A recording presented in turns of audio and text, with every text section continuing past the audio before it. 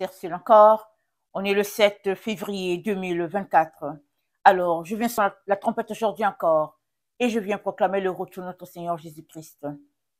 Amen. Et lui à son tous bénis, sont remplis de sa joie. Amen. Alors, je m'excuse un peu pour la qualité de l'image. Il fait assez flou, hein, du côté où j'habite, beaucoup de brouillard. Alors, on espère que, voilà, l'image sera quand même, que, je veux dire, l'audio, ce sera quand même compréhensible. Et puis, ben voilà. Alors, la maison de Dieu, en dedans et en dehors. Amen. Alors, tu es la maison de Dieu, je suis la maison de Dieu. Et c'est en dehors et puis c'est en dedans. Amen. Il y a plusieurs enfants de Dieu qui disent, oh, c'est pas grave, l'essentiel est d'avoir Jésus dans le cœur et puis c'est le plus important. Mais Dieu, aujourd'hui, vient nous dire que nous sommes le temple de Dieu, nous sommes sa maison. Et c'est en dedans et en dehors. Ce n'est pas une moitié qui est sanctifiée selon Dieu et l'autre moitié, pas du tout. Non, c'est une œuvre de totalité, c'est une œuvre d'entièreté. Amen. Et dans Exode 25, alors que Dieu appelait Moïse et que le peuple était sorti d'Égypte et qu'il voulait bâtir cette relation d'intimité avec son peuple, Dieu a dit à Moïse, Exode 25, le verset 1, l'Éternel parla à Moïse et dit, par aux enfants d'Israël, qu'il m'apporte une offrande. Vous la recevrez pour moi de tout homme qui la fera de bon cœur. Amen. Une offrande faite de bon cœur. Pas forcée. Amen. Pas sous la chicotte, le bâton. Mais non. Une offrande volontaire. Et au verset 8, c'est dit, ils me feront un sanctuaire. J'habiterai au milieu d'eux. Vous ferez, le tabernacle et tous ses ustensiles d'après le modèle que je vais te montrer. Amen. Donc, ça a été fait d'après un modèle. Et Dieu lui-même a montré le modèle à Moïse. Donc, Moïse ne l'a pas fait selon ses intentions à lui, et selon, au fait, ses images et tout. Mais non, il l'a fait selon ce que Dieu voulait. Amen. Et il l'a fait. Et dans Exode 40, voilà ce qui est dit du travail que Moïse a fait.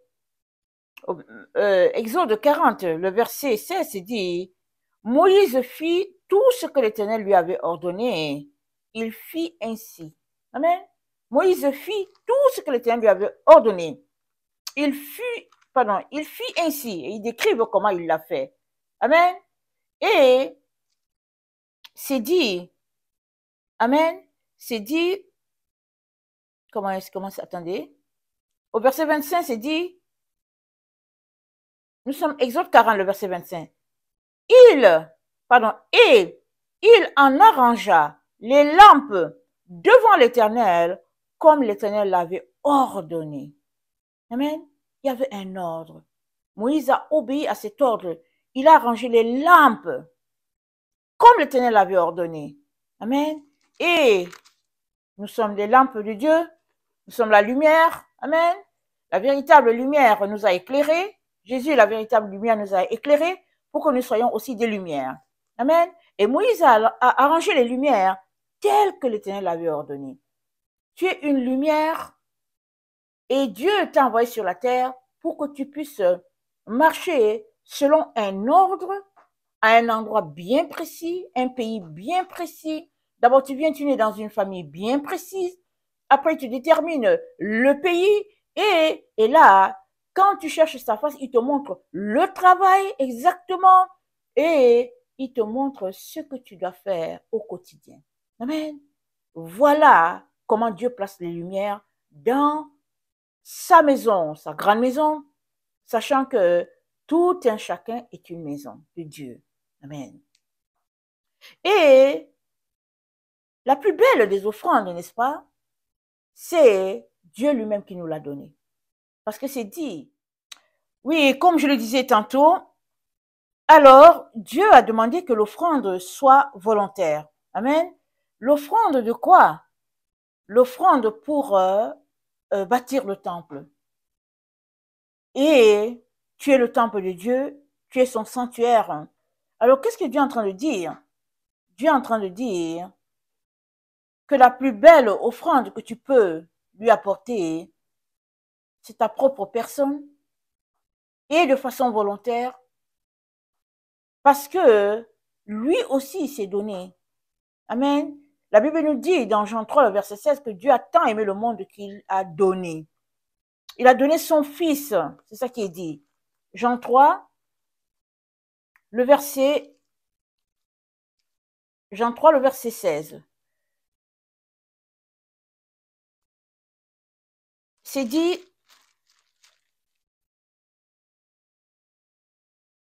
car Dieu a tant aimé le monde qu'il a donné son Fils unique, afin que quiconque croit en lui ne périsse point, mais qu'il ait la vie éternelle. Amen. Dieu a donné, il a tant aimé qu'il a donné. Quand on aime, il y a don. Amen. Et Dieu dit, si on l'aime, alors, la seule chose qu'il nous demande, c'est le don de nous-mêmes. Et ce n'est pas de façon forcée. Et c'est ce qu'il y a de mieux, n'est-ce pas, pour chacun d'entre nous. Aimer Dieu et de lui montrer. Et il nous dit que nous sommes son temple. En d'autres mots, il est en train de dire que si on l'aime, alors le temple que nous sommes devrait être disponible à Dieu à 100%. Il devrait l'utiliser comme il veut, quand il veut, au moment où il le veut. Amen. Puisque ce temple-là que tu es appartient à Dieu. Amen. Donc, la question, elle est celle-ci. Combien as-tu donné à Dieu? Ton 100% ou 70% ou 30% ou bien combien as-tu donné à Dieu? Parce que pour que Dieu dise que tu lui appartiens en totalité, il faudrait que tu lui aies donné le 100%. Alors, il peut travailler pleinement en toi. Voilà pourquoi, dès en partant, il dit à Moïse, c'est une offrande volontaire. Tu vas le prendre de la personne qui va venir avec son objet de façon volontaire, pas de façon forcée. Et aujourd'hui encore, Dieu nous dit la même chose. Et il est l'exemple, parce qu'il a donné ce qu'il avait de plus précieux, son Fils, afin que nous aussi, nous puissions nous servir de cet exemple-là pour nous donner en totalité à notre Dieu. Et dans 1 Corinthiens 6, dans 1 Corinthiens 6, au verset 17, voilà ce qui est dit. Mais celui qui s'attache au Seigneur est avec lui un seul esprit. Fuyez l'impudicité. Quelque autre péché qu'un homme commette, ce péché est hors du corps. Mais celui qui se livre à l'impudicité pêche contre son propre corps. Ne savez-vous pas que votre corps est le temple du Saint-Esprit qui est en vous, que vous avez reçu de Dieu et que vous ne vous appartenez point à vous-même, car vous avez été rachetés à un grand prix? Glorifiez donc Dieu dans votre corps et dans votre esprit qui appartiennent à Dieu. Amen. Ne savez-vous pas que votre corps est le temple du Saint-Esprit ne savez-vous pas que votre corps est le temple du Saint-Esprit qui est en vous? Le temple du Saint-Esprit est en nous. Nous sommes le sanctuaire. Amen. Et Dieu a dit qu'il va habiter là. Dans ce sanctuaire-là, il va habiter. Il n'habite pas dans une maison faite de main d'homme. Il habite dans une maison que lui-même il a bâtie. C'est-à-dire, lui-même te modèle. Lui-même te presse pour sortir le faux de toi, les ténèbres de toi, et lui-même te remplit de sa lumière, de telle sorte que tu deviennes lumière, que tu deviennes sel. Amen. Voilà ce que notre Dieu fait. Alors, il nous demande donc, amen, d'être pur à 100%. Voilà pourquoi c'est dit que tu es la maison de Dieu en dedans et en dehors. Alors, qu'est-ce que Dieu veut nous dire? Il est en train de nous dire que son temple n'est pas hybride. Amen. Le temple de Dieu n'est pas hybride.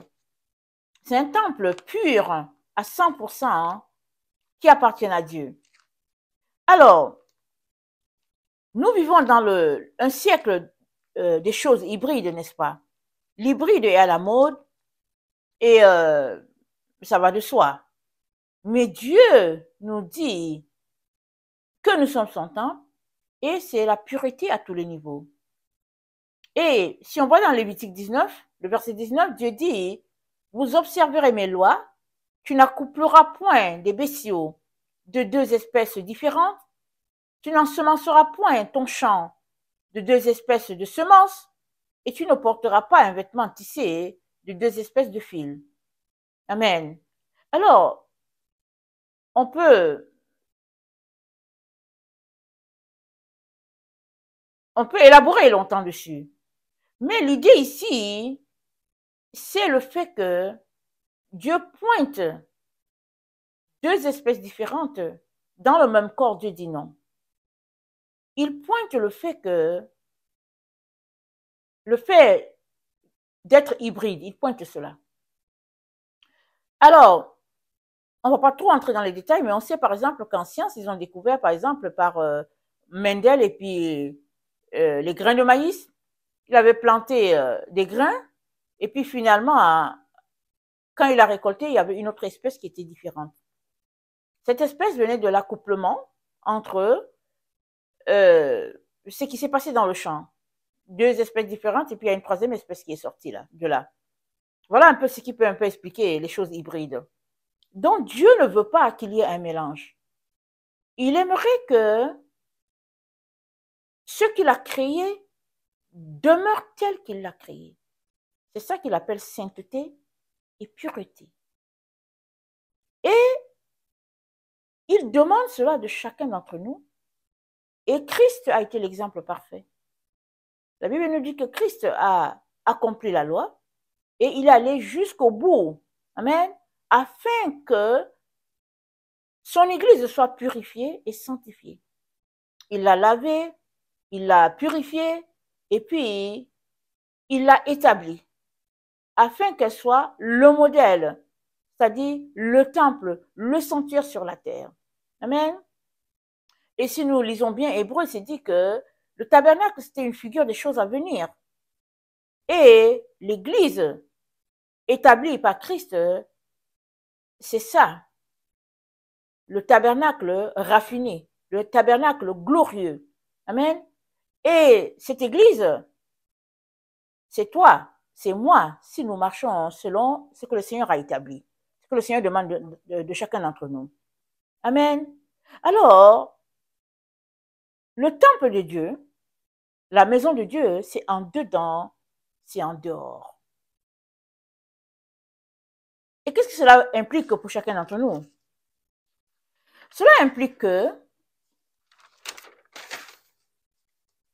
quand on te voit, amen, on doit voir en toi le temple de Dieu, c'est-à-dire une personne, c'est-à-dire que ton physique doit refléter que tu es un enfant de Dieu, mais en dedans aussi, ça doit refléter que tu es un enfant de Dieu.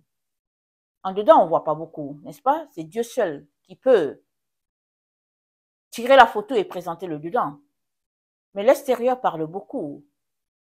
Bien que nous vivons dans une période où l'extérieur est trompeur, à cause de cette pensée d'hybride-là, parce que nous vivons dans un temps où tout est mélangé. Alors aujourd'hui, quand tu vois un homme qui porte un chapeau, tu vois aussi la femme, elle porte aussi le chapeau. Tu vois les hommes en pantalon, tu vois aussi la femme en pantalon. Tu vois la femme, elle a des tresses, mais il y a aussi des hommes qui portent des tresses. Tu vois la femme, elle a des bijoux, il y a aussi des hommes qui ont des bijoux. Tu vois la femme, elle a des produits sur son visage et puis un type de maquillage, les hommes aussi en ont. Mais Dieu dit, tout cela, c'est la culture du moment. C'est tout ce qui est hybride, c'est ce qui a été mis en place par les anges déchus. Et Dieu nous demande de nous tenir loin de toutes ces choses-là et d'être une race pure, des enfants de Dieu purs, des enfants de Dieu chastes, dans une génération en pleine évolution, dans la perversion, mais Dieu demande que, en tant que ses enfants, nous soyons purs. Alors, dans Philippiens 3,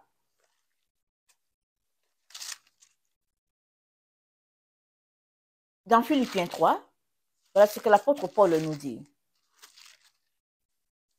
Philippiens 3, le verset 7. Mais ces choses qui étaient pour moi des gains, je les ai regardées comme une perte à cause de Christ. Et même je regarde toutes choses comme une perte à cause de l'excellence de la connaissance de Jésus-Christ, mon Seigneur, pour lequel j'ai renoncé à tout, et je les regarde comme de la boue afin de gagner Christ, et d'être trouvé en lui, non avec, avec ma justice, celle qui vient de la loi, mais avec celle qui s'obtient par la foi. En Christ, la justice qui vient de Dieu par la foi, afin de connaître Christ, la puissance de sa résurrection et la communion de ses souffrances, en devenant conforme à lui dans sa mort pour parvenir, si je puis, à la résurrection d'entre les morts. Ce n'est pas que j'ai déjà remporté le prix ou que j'ai déjà atteint la perfection, mais je cours pour tâcher de le saisir, puisque moi aussi j'ai été saisi par Jésus-Christ. Frère, je ne pense pas l'avoir saisi, mais je fais une chose, oubliant ce qui est en arrière et me portant vers ce qui est en avant, je cours vers le but pour remporter le prix de la vocation céleste de Dieu en Jésus-Christ. Amen. L'apôtre Paul nous dit qu'il n'a pas fini, qu'il ne dit pas qu'il est arrivé, mais il court. Combien cela doit nous inspirer de courir de manière à remporter le prix de la vocation céleste, mais courir, c'est au fait, courir dans le but de Dieu, c'est demeurer pur, parce que Jésus-Christ a acquis notre pureté par sa mort, par sa résurrection, parce que c'est dit dans Colossiens 2, c'est dit que, au verset 14, il a effacé l'acte dont les ordonnances nous condamnaient et qui subsistait contre nous. Il l'a détruit en la clouant à la croix. Il a dépouillé les dominations et les autorités. Il les a livrées publiquement en spectacle en triomphant d'elles par la croix. Amen. Il a dépouillé les dominations, les autorités, il les a livrées en spectacle.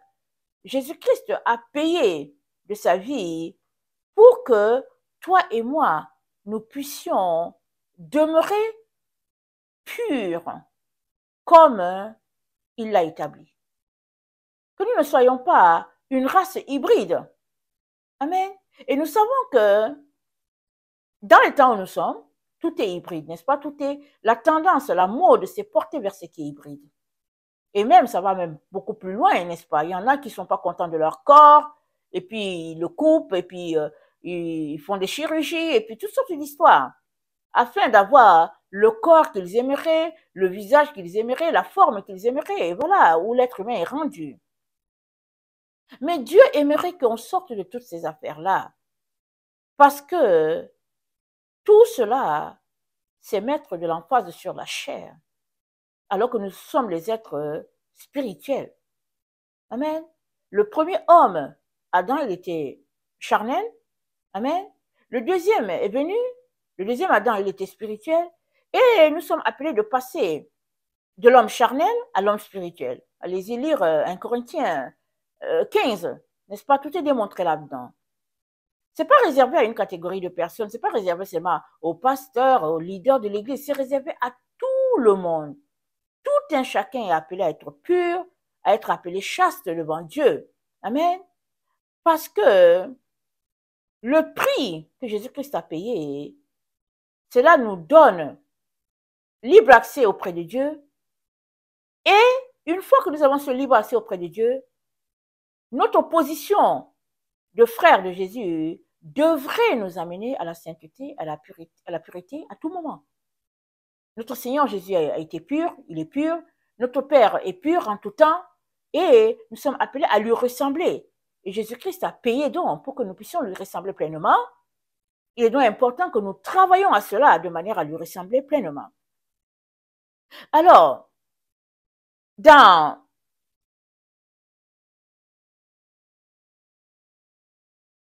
Colossiens 2, le verset 4, Paul dit Je dis cela afin que personne ne vous trompe par des discours séduisants.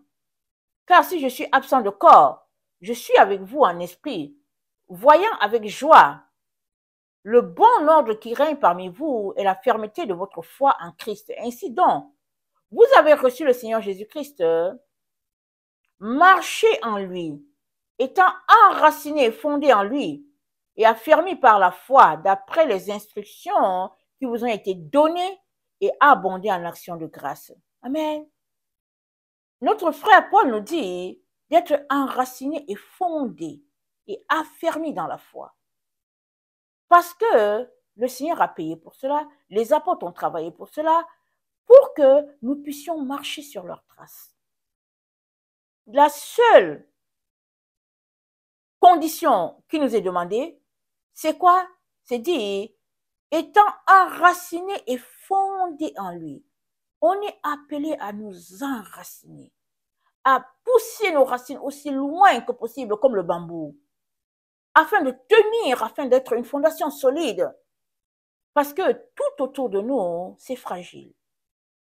Tout autour de nous, ça parle d'hybride, de la volonté de l'homme, du choix de l'homme, de changer, parce que tout est centré sur l'homme. L'homme est devenu le centre. Amen. Le centre, c'est devenu l'homme.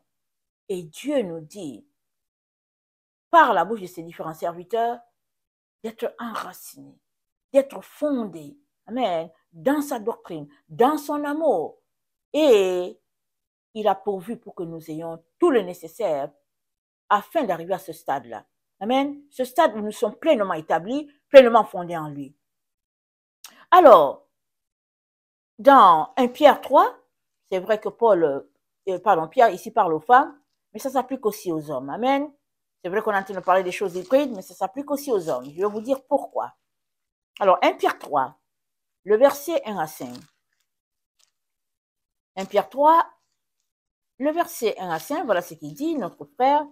Il dit, femmes, soyez de même soumises à vos maris, afin que si quelques-uns n'obéissent pas à la parole, qu'ils soient gagnés sans parole par la conduite de leurs femmes, en voyant votre manière de vivre chaste et réservée. Amen. Il dit, femmes, amen, obéissez, soyez soumises, afin que le mari soit gagné. C'est pareil. Si l'homme est le mari qui protège pleinement, la femme aussi sera gagnée. Mais voilà le point où je vais venir.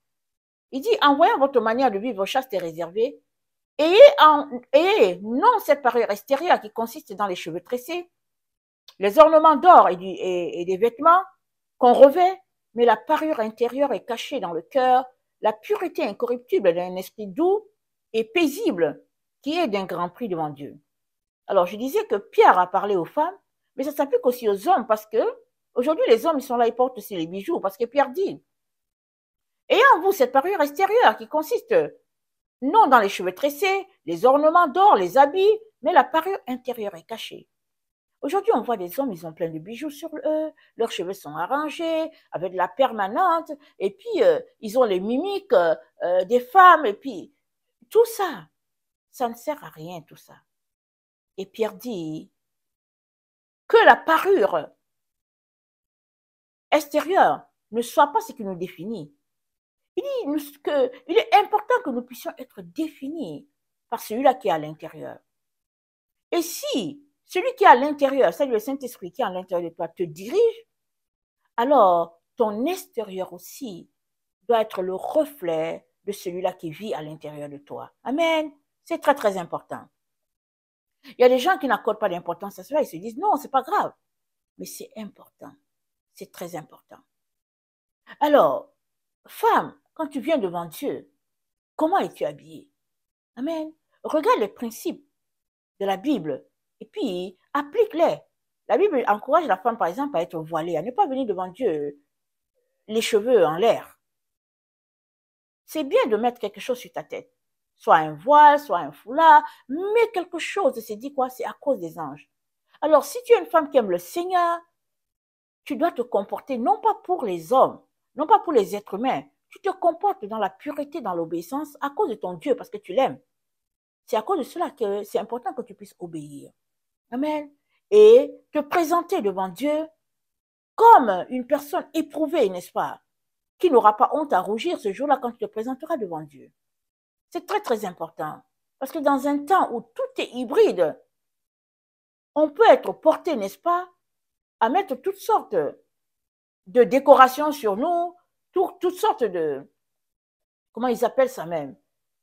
Et je ne sais pas comment ils appellent ces choses-là. Ça dit que tu achètes un vêtement et les accessoires, voilà.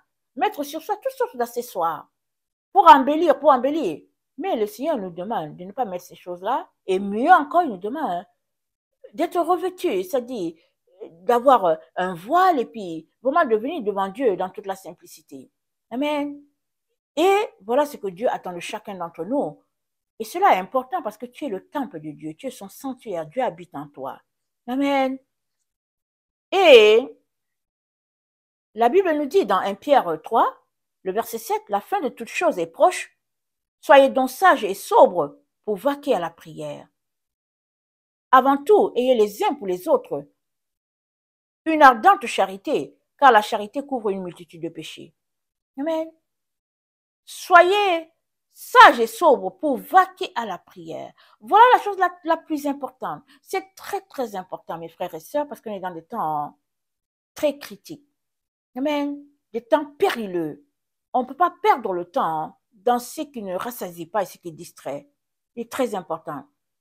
Certains misent sur leur argent, sur leur position sociale, sur la gloire de ce monde. Mais non, laissons tout cela de côté.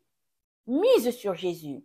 Et si tu mises sur Jésus, tu es appelé à prier, à lire ta parole, à demeurer dans cette communion-là, prier pour toi-même, prier pour les autres, prier même pour tes ennemis qui te persécutent. Tu es appelé à prier pour eux, parce que Dieu nous appelle à marcher dans l'amour.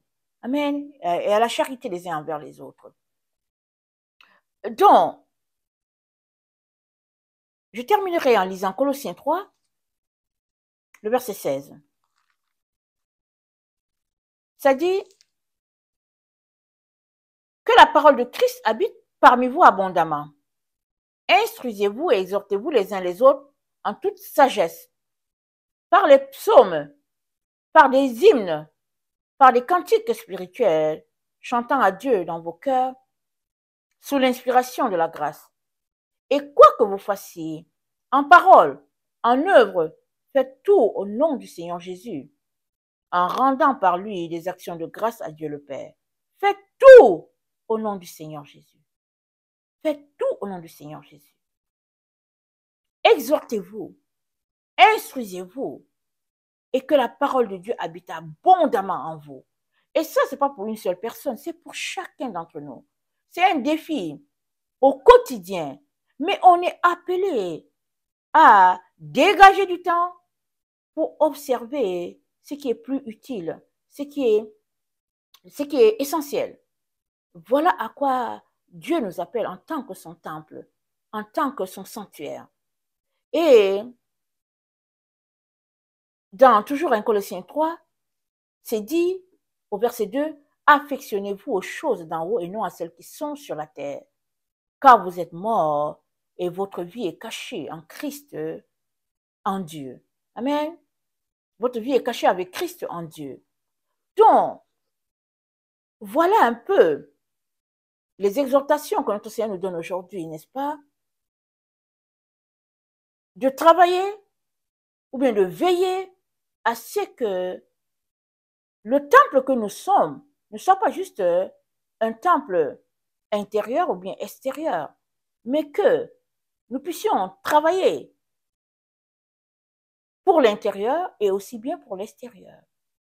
De telle sorte que nous soyons à 100% notre Dieu, en dedans comme en dehors.